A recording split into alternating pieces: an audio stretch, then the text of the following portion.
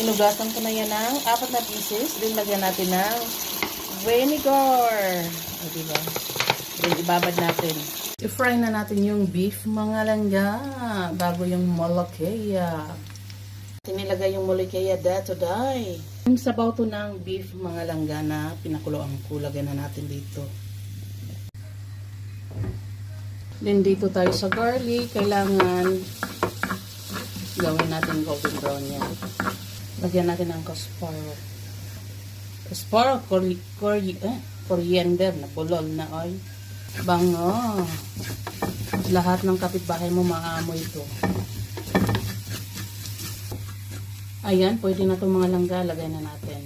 Ang kasabihan, kapag ilagay daw ay hihinga ka ng malalim at takpan. Luto na yung beef natin mga langga. Ready na kakain yung mga kiros. Ito na yung molokea natin.